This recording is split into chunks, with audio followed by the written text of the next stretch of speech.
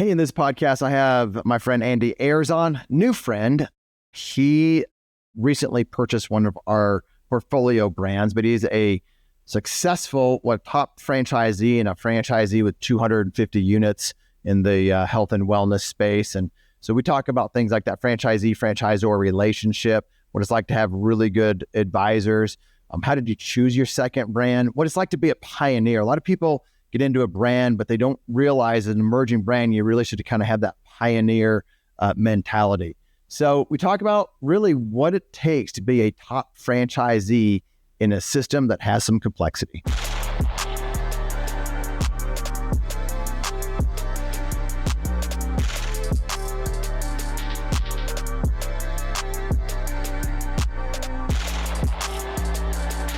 Representing Franchise Secrets, Erik Von Horn.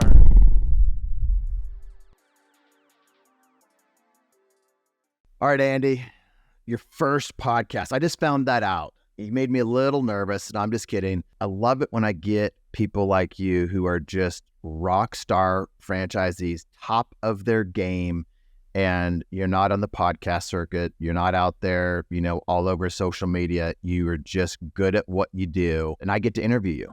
So we've gotten to know each other as you've purchased one of Front Street's portfolio brands, but you're also, I would say, the top franchisee. I might get that wrong over at Restore Hyper Wellness. And I want to get into really that, like about being a top franchisee, multi-unit, good relationship with that franchisor, handling conflict, just like how you did it. So why don't we start with how you got into franchising? Yeah, absolutely. First of all, thanks for having me.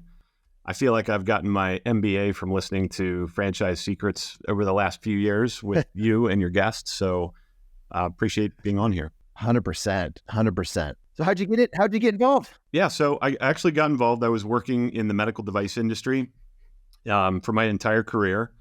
And one day I was talking to our marketing director, who I got to know pretty well, and we were talking about businesses. And she said, "You should meet my husband, Jim. He's starting a company called Restore."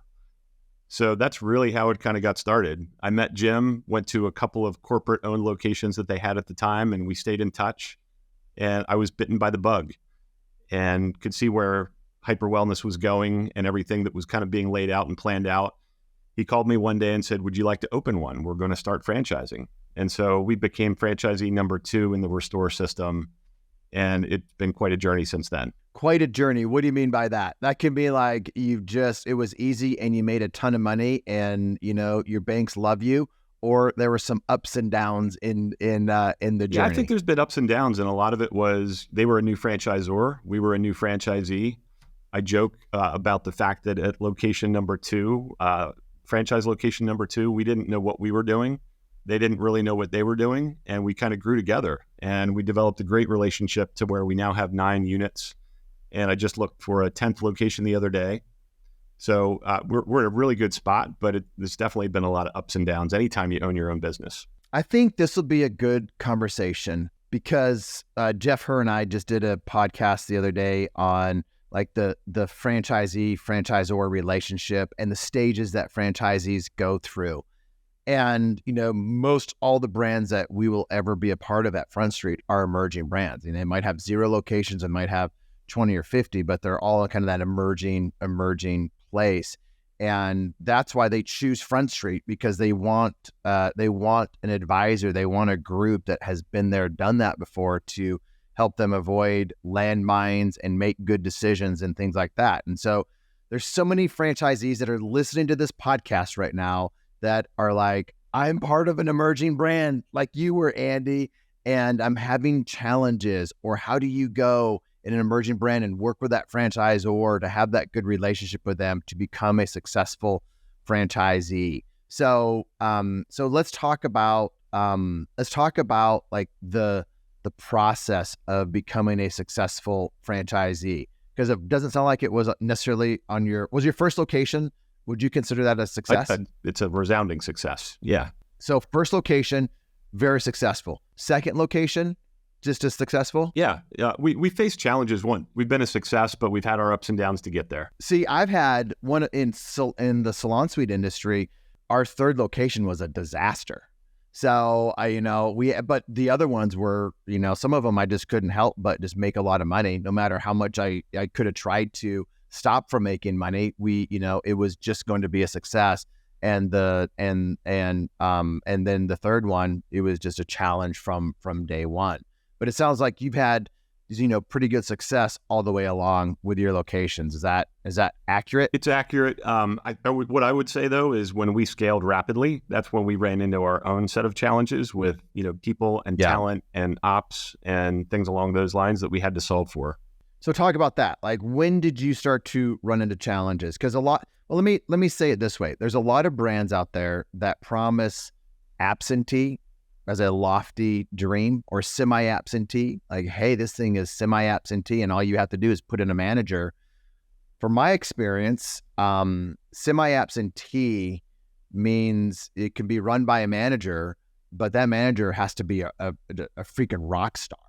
And in my experience, the best semi-absentee businesses that I've owned, I've had that manager that treated it like their own. And either they, I think that person should have some gold at the end of the rainbow. They should participate in something at the end of an exit, or get bonused, somehow. But you have that person that has that ownership mentality, and probably because they have a little bit of ownership. The worst ones that I've seen are, putting a manager in that's just, wants a wage, and they don't treat it like their own. So I've had personally successes and failures in semi-absentee brands, because my successes were because I had the right person. My failures were because I had the wrong person. I had the wrong kind of mindset going into it. So what about you? I think it's really, really difficult to think about opening your own business and thinking about running it in an absentee fashion. It's just not what's in my DNA or my makeup. I guess if you have a vending machine, business or something along those lines, that's a little bit more absentee. But I would imagine if you talk to somebody in the vending machine industry, they would, the successful ones are the ones that are all in with both feet.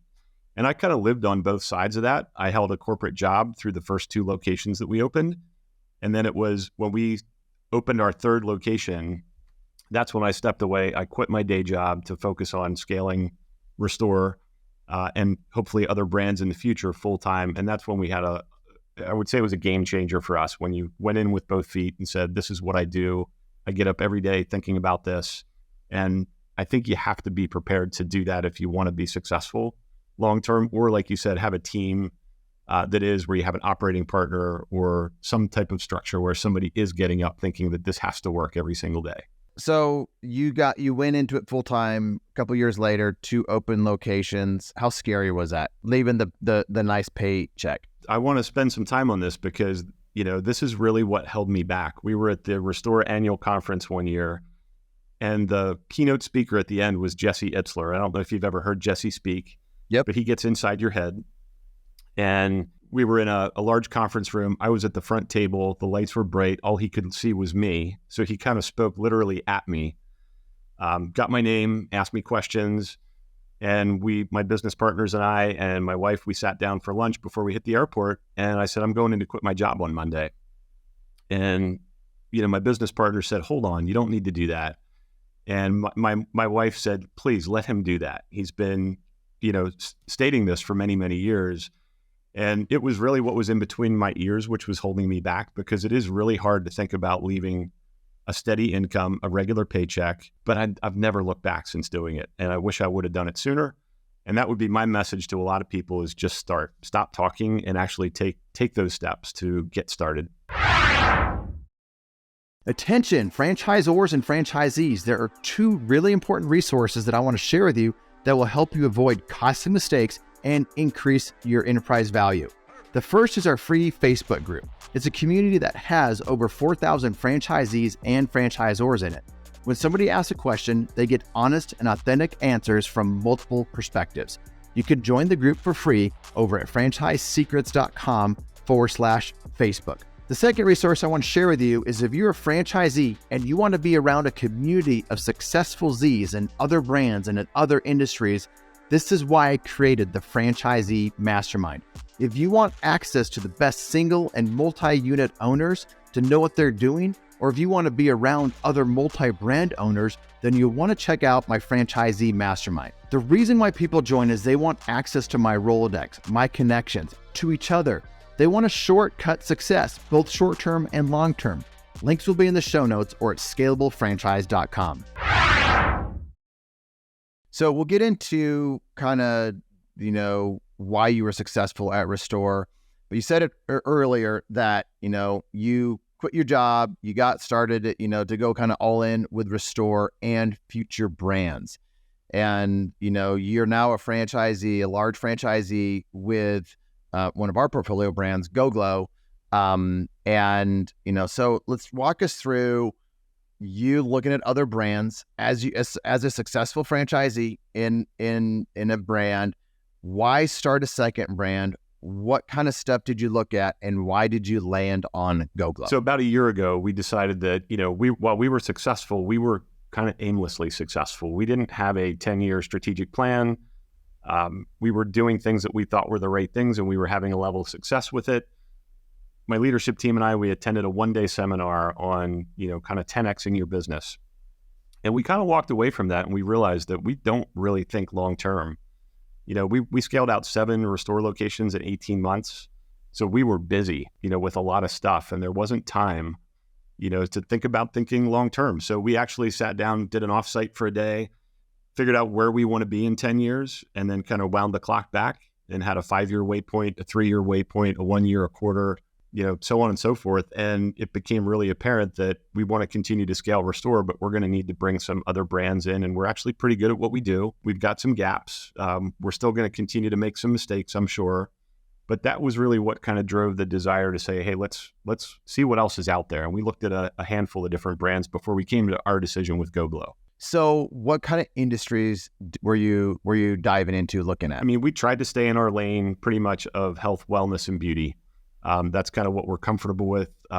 Health, wellness, beauty. We looked at a couple of fitness concepts as well. Why did you let certain brands go? Why did you not move forward with certain brands? So we had some criteria, and I think it's important to have criteria. One of the things that we knew that we liked was we liked being pioneers. We like to be early in brands because and you touched on it earlier, we like to build the brand with the franchisor. And I always say we're net givers to any system that we've gotten involved in. I think if you ask anybody at Restore, we give more than we take from the system. Yeah, we really believe it's a marriage, and you've got to do things to help one another to have a successful marriage. And so we looked for those brands that we could be early on in. We looked at the founder as well. Were they comfortable with us getting involved with them and building the brand with them? And we threw some tests out there along the way as we were evaluating goGLOW. And dude, I probably don't even know about these probably tests. Not. What were some of the things that you threw out there, or part of your criteria? Yeah, I mean, we have a pretty good process around just little things like insurance, real estate, public relations, and we threw some connections the way of Front Street and goGLOW. And what was really helpful to us was when we saw the team at goGLOW pick up the phone and engage with these people. And, realize that, hey, they might fulfill a need that we have as we grow our franchise footprint. As an emerging brand, do they have an insurance solution that they can, provide as turnkey for all their franchisees? We happen to have that. We kind of transferred that over to them, and they kind of went and ran with it. Same on the public relations side, so on and so forth. So a lot of the things that we threw out there were things that, we wanted to see. Are they willing to take some of what's worked for us to be able to help the brand overall and new franchisees as they come into the system? And they passed that test. Dude, I love that, because I was involved in some of those conversations that that we had internally, as we were advising Mel, the founder of goGLOW, on some of this. And seeing, hearing this for the first time from you makes sense that you were kind of throwing that out there to see how we would respond. And I think it's really smart, because when you can throw those things out to see, are they going to come back and say, no, we have a solution for this. It's the best solution, the only solution, and we're not open to any other solutions. Because emerging brands, founders that don't have a clue, are going to stick to their guns because they were told by somebody or a vendor or, another franchisee that this is what they should do, and they won't be open. And so I think that's really important. If you throw some things out there to the franchisor, you want the franchisor to be confident and to have some solutions. But give me a break. Emerging brands, they don't have solutions to everything. And I think, I was going to say that I think that gets to the founder as well. We really spend a lot of time getting to know the founders. And, I think what we really appreciated about Mel is, she blood, sweat, and tears to get the brand going. However, as she went down the franchising route, which was new for her, she got experts and advisors to help her make sure that she was going to do this the right way. And I think that was really important to us as well. And it showed how much she cares about the brand. Well, we get to have these private conversations with her, and it's so cool. And we get to have them with other founders that will never become a Front Street brand, a portfolio brand, and they care about their franchisees. And I love hearing that as a franchise guy, these franchise founders that are making decisions for their franchisees. Mel's one of those. Megan's one of those. Maya's one of those. We got founders that really care. And again, founders that are not part of Front Street in any way.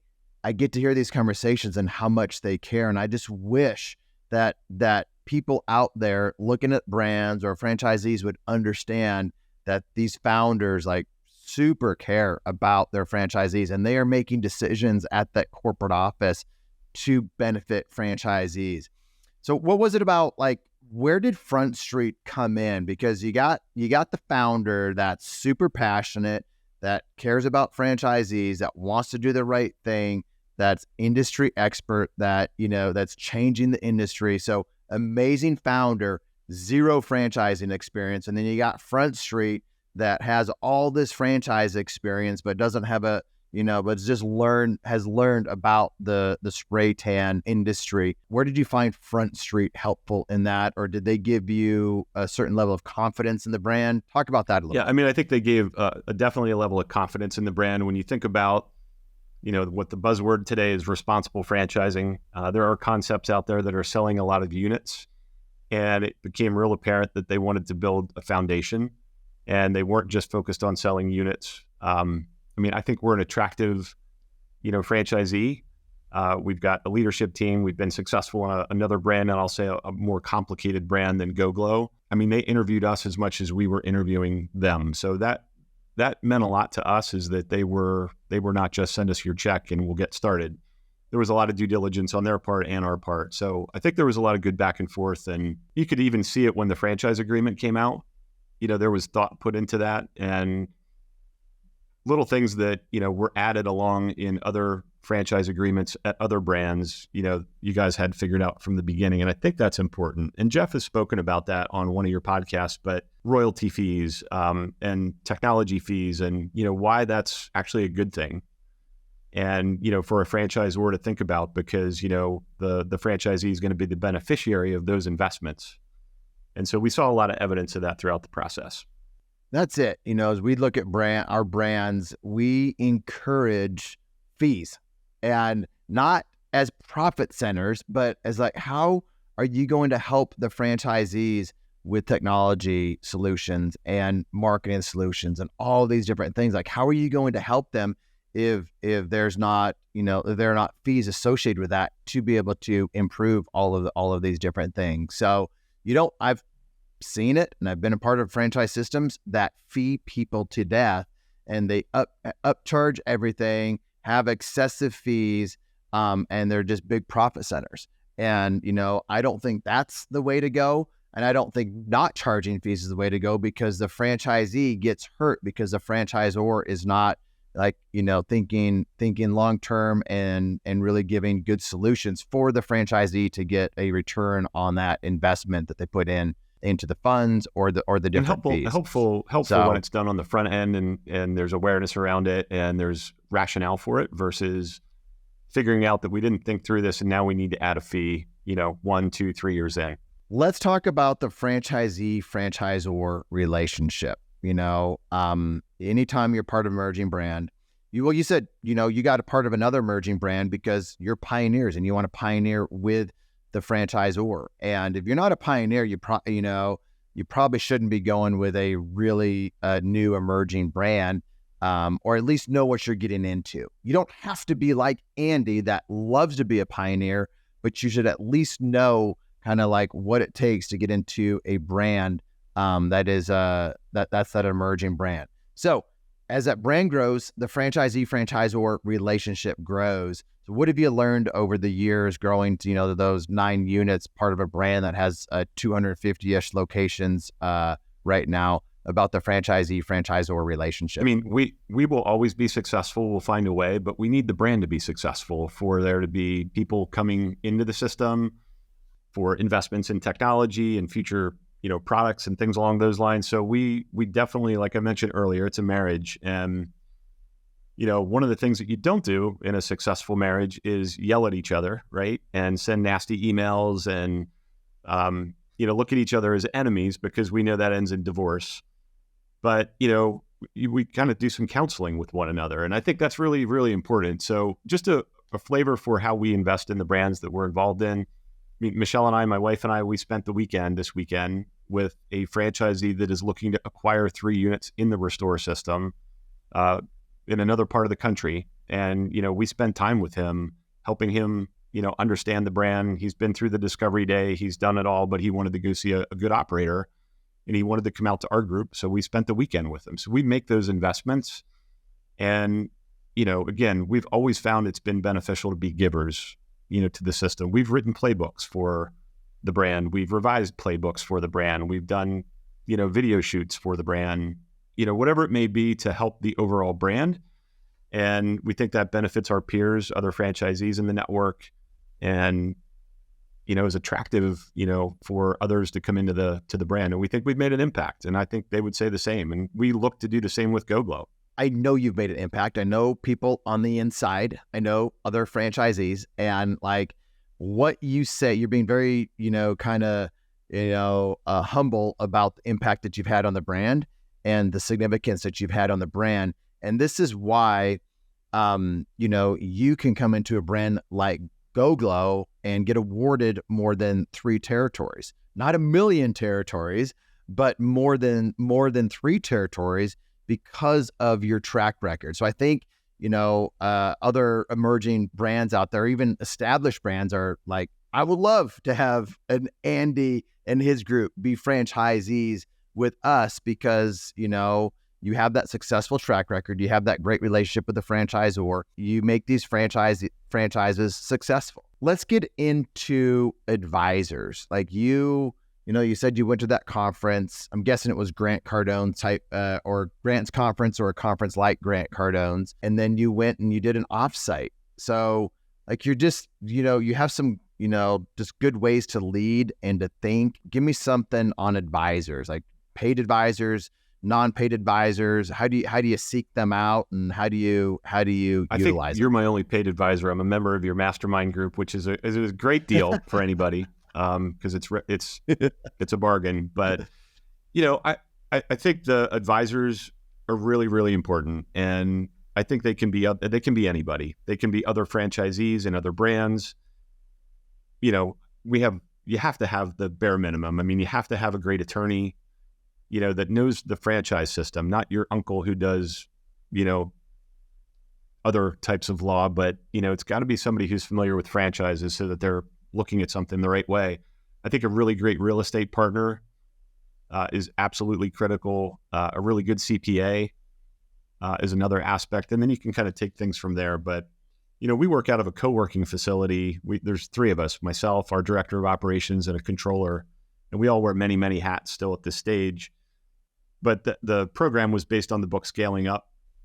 And it was just but Scaling Up is, for the audience, you hear me talk a lot about, have it on the bookshelf back there, Rocket Fuel, Traction. That's all Gino Wickman.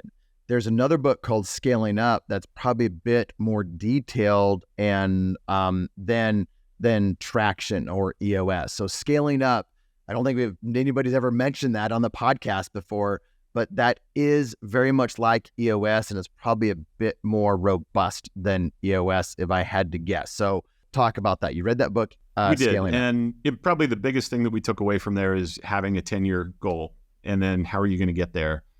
We had also read the book Traction, you just mentioned. And, we looked at getting that implemented. And we just kind of looked at three of us and we said, you know what, we could pay somebody to come in and do this, but let's roll our sleeves up and figure this out ourselves. And so we do quarterly goals and, making sure that we're in line with our 10-year plan, our 5-year plan, our 3-year plan. And it's been a game changer. We've rolled it out to our team. And here's the interesting thing, we have about 110 employees at this point. And when we rolled it out, we have an annual awards program that we do every January where we recognize team members. They can bring a significant other.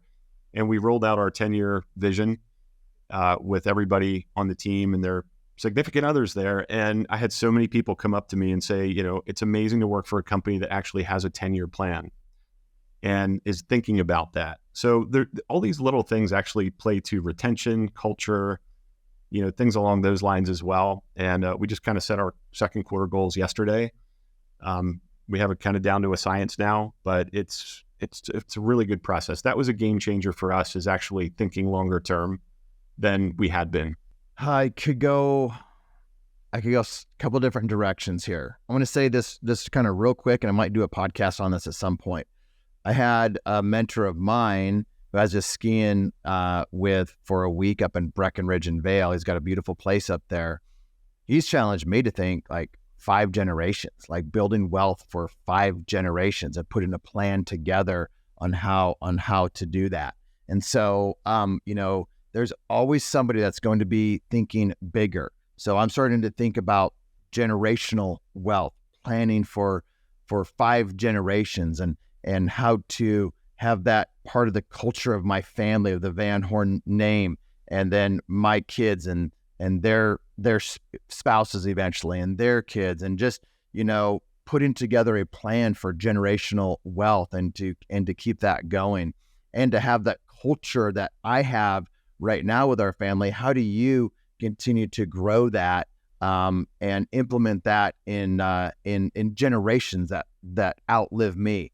So when you said 10 years, I started to think like I was just challenged to 5 generations, but it starts with going beyond just the next year. And so I love it. You have to start somewhere, and having that 10-year goal will attract amazing people to your organization. I'm sure you talk about it a lot, and it's part of the culture. And then just like it just rolls off of your tongue. We just finished our second quarter planning and this, that, and the other. And I know that these are not just words that you are saying, because as you looked at adding goGLOW into your, into your portfolio of businesses, there was thought behind where you're going, how many you're going to buy, why you're buying them, and all of that. So I love that, franchisees out there right now just kind of like, oh, I got 3 locations. I think I'm going to, open up this one, start thinking longer term, because it's not just for you, but it's for your team. And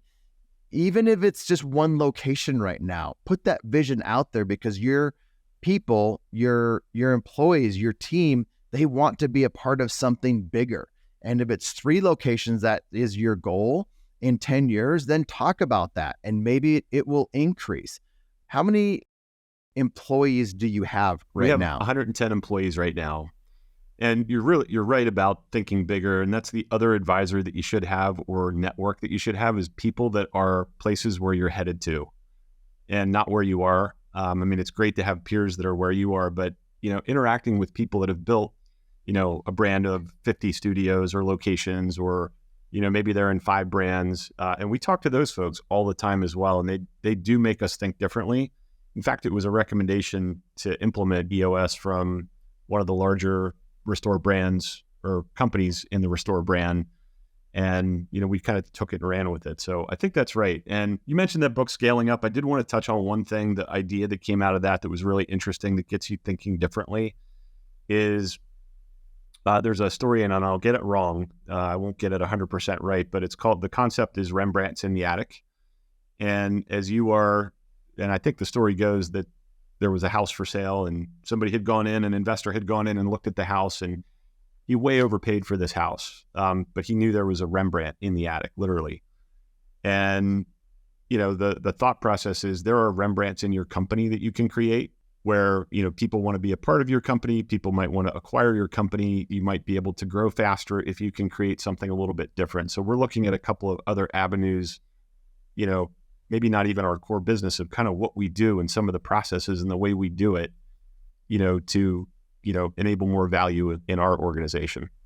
Let's talk about organizational structure. You mentioned, operations. I think it was operations. I don't know what the title was, and then a controller. Are those kind of the two main partners or people in the organization? Yeah, they are. And so they do the things that I used to do, but they do it 10 times better than I did them. You would laugh at the fact that we did literally unlock and lock the door for the first 6 months, Michelle or I, when we opened our first location. And we did that for a reason. We wanted to get intimate with the business and understand what good looks like so that we could step away and have a structure in place. And that served us really, really well. But yeah, we have a controller. He comes from a public accounting background. He's worked with franchise brands, large groups, family offices, things like that. And he's more than a controller. He wears a lot of hats. He's a great developer of business and thinking differently. And then we have the director of operations, Maria. Maria came to us with a background in Orange Theory, regional management, and operations. She is an operational guru. So between Bryn and Maria, they are doing things that I used to do. I don't have to spend time on it, and they're doing it 10 times better. So you have to find ways to replace what you're doing. You can't keep doing what you're doing and expect to get somewhere different. What are you good at? Were you good at, financials and good at operations, or were those things that you did and you did them well, but you weren't passionate about them and you weren't amazing at them? Like, what are you amazing I think at? I'm amazing at building a culture, creating a great place for people to be inspired. I'm a sales guy at heart, coming out of the medical device industry. So the growth mindset, kind of never being satisfied with where you are and setting your company up for success and figuring out what are those constraints that you have and how do we get past that constraint. That's what I'm good at. And then, I've hired around me for, the things that I'm not as good at or that I don't even enjoy as much. And like I said, they wear multiple hats, but we had a couple of seminal moments in the company. One is when I stepped away from my full-time job. I had a lot of people that told me many, many times for many, many years that you should just quit your job and focus on, what you're doing. And I kept moving the goalpost. And this is kind of a message out there to other people in these roles where they're kind of doing a side business with their franchise, and yet they think that they might want to, do things full time. You just got to push the I believe in me button and, go all in, because that was a level step up for us. And then hiring a team of leaders was the next step up for us. I think it's pretty common for larger multi-unit franchisees that go on to be multi-brand, multi-unit franchisees to be more of the visionary, more of the marketing, or more of the sales, more of the culture, more of the strategic thinking versus pure operations. Now, I know some franchisees, multi-brand, multi-unit, very successful, that are very good at operations. They had to hire for that other piece. But, just because, I think a single or even a small multi-unit franchisee that's amazing at operations can just crush it at that.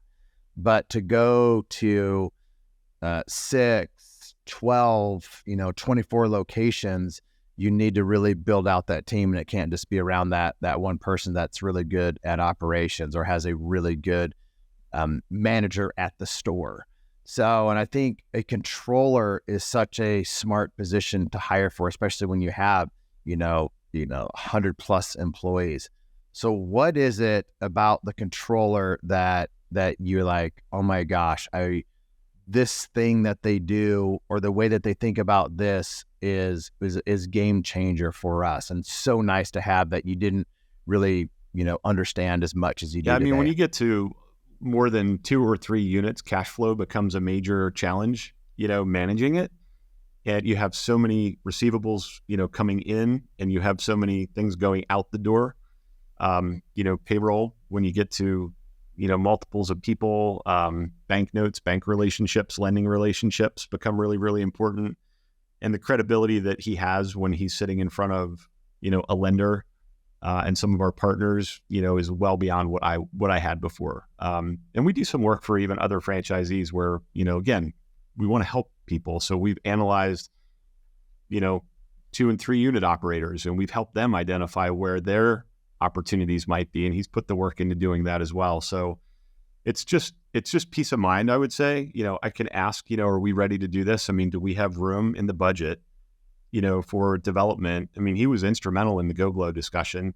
When we were talking with Jeff and Bobby and Mel about, our development plan and schedule, I mean, having him at the table to walk them through, why we couldn't do this, but why we can do this, it just came with a lot of credibility. And it wasn't just pulling something out of thin air, but they appreciated the fact that, what we've thought through this is doable.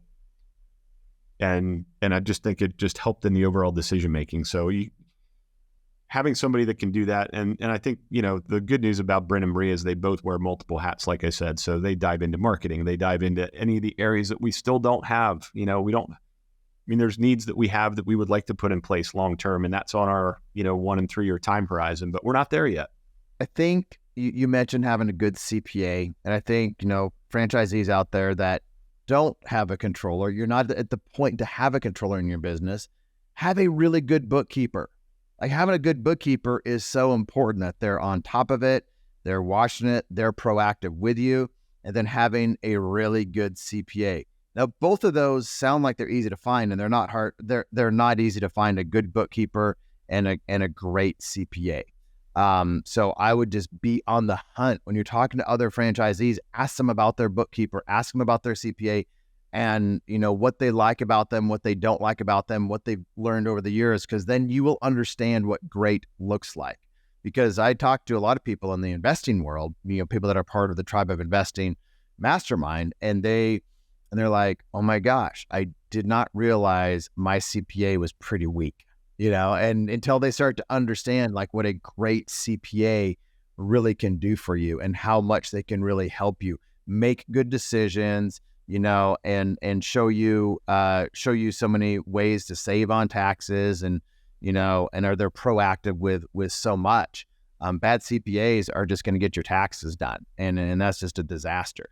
So until you've had a controller like you don't understand like really how valuable having somebody with that financial mind is to your company. Anything to add to that? Yeah, there's also outsourced options. We did outsourced accounting, before we were at that stage, and that was incredibly beneficial. We still utilize an outsourced local HR company. When you're at 110 employees, there are bound to be things that happen that you're experiencing for the first time, and you want to handle them the right way, and you want to keep yourself out of trouble. But having that outsourced option is another, I would call it a set of advisors that it's important to have, because there's certain things that you shouldn't think through yourself.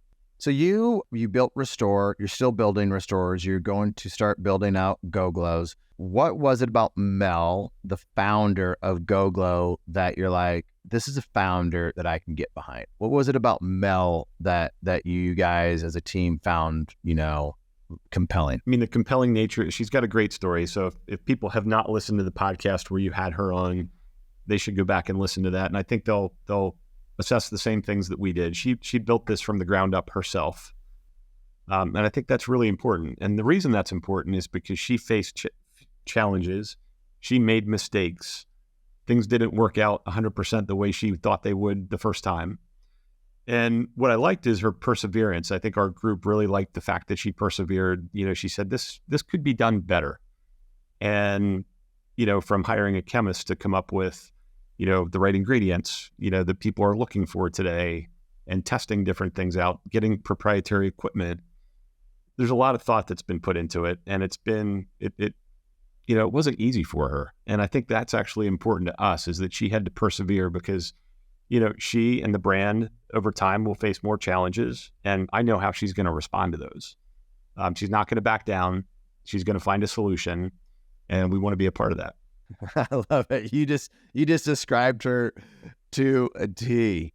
All right. Picking territories. Like, why, give us some thoughts on why is how important is picking the right territory in an emerging brand, and then location.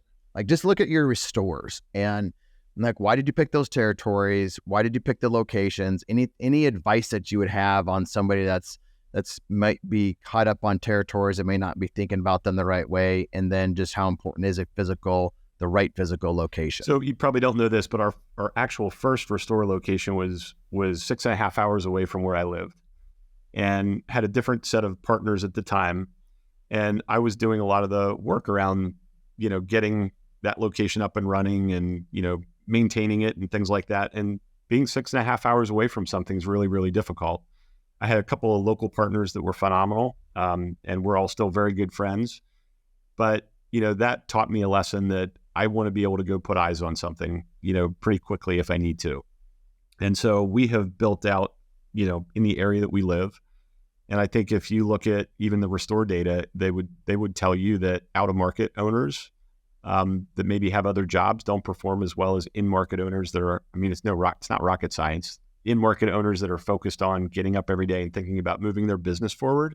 So we wanted to put ourselves in a position to wake up every day and think about moving our business forward, in the market that we're in. And we do like having a protected geography in our market, and we're not afraid to make the commitments to get that and sign up for agreements in advance and things along those lines, because it's hard, right? Owning a business, franchise or not, it is hard. It's probably the hardest thing that somebody will do. And, not having the distraction of other owners and operators right around you, we just like not having to deal with that. And there's advantages to having that too, but we kind of like the advantages of not having that and not worrying about others, but focusing on ourselves and our clients. In this time in franchising where semi-absentee and now it's becoming absentee are big buzzwords, my most successful franchises have been in markets where either I lived, or my partners lived. My least successful brands that I've been a part of were in areas where I didn't live or my partners didn't live. And like you said, it's not rocket science. Can it be done? Are people doing it in other markets? 100%. But that was probably one of my bigger challenges as a franchisee, was not, especially not being a part of a brand, and then going in semi-absentee in a market that me or my partners don't live in. That was a challenge. I think it's different if you've been a franchisee in that brand and then you know what it takes and then you can expand out of market. I've seen more success with that. These aren't hard and fast rules, just my experience. And it sounds like you're kind of similar. Same. Yep. All right. Well, let's wrap this up. Any last bits of wisdom or advice that you'd want to give the audience? I would leave everybody with Better be good, man. It better be good, because this is I'll leave everybody with three things. And we corrected for this, but not thinking big enough. And I think I heard a recent guest that you had on. I can't remember exactly what they stated, but I really believe not thinking big enough is an issue for people and can hold them back. When we started Restore, I started this as a side hustle to a job that I was doing. And if you really sit back and think about it, do you really want a side hustle? Like, do you really, it's a distraction. It's probably not going to produce, life-changing income. And, you're going to be busier, if you've got something else going on. So I think, liking the idea of opening a business is one thing, but, going in and thinking a little bit bigger is a game changer. So we solved for that and we corrected that. The other is just start. You'll have a lot of people that are listening to this, like I did, thinking about, hey, I want to open my own business. I want to get into franchising, but there's a group of people that aren't doing a lot right now. And I would say, go talk to some brands, walk in and talk to franchise owners. We're a friendly group of people. We love to talk about what we're doing and how to get other people into what we're doing. So just start. Momentum is kind of a crazy thing. Once you take one bite of that apple, you keep walking down that road, you'll help yourself out immensely. And then I think the last one is just learning to be uncomfortable. You had the guys on that are doing the guy on doing pickleball the other week, and I think he was talking about franchising has been like his MBA, and I would totally agree with that. And I've had to do so many things that I've never done before that were really uncomfortable, but there's so much good on the other side of that you have to learn to lean into being uncomfortable, because there's good on the other end of that. So I actually love it when, and people should love it when they're faced with something that they're not sure how to do, and they should lean into that because that's a one more step towards success. Dude, I can't agree more with those three. I love to get uncomfortable. I put myself in situations all the time to become uncomfortable. And then I get to teach that to my kids. Like whenever they're in an uncomfortable situation or something new, I'm like, that's great because this is what I did. And so I coach them on that and I continue to do it because there's always somebody that has a bigger vision, that's doing bigger things, that's more successful, that's better at being a husband, a father, a business owner, you name it. And so I love to be around those people because I will eventually become like them. So, man, thanks for coming on. Looking forward to seeing you continue to grow with Restore and now with goGLOW. Thanks for having me, Eric. Thanks again. Thanks for listening to the Franchise Secrets podcast. Links to everything can be found over at franchisesecrets.com. And if you want my help with anything from starting your own franchise to growing your current franchise business, please visit scalablefranchise.com.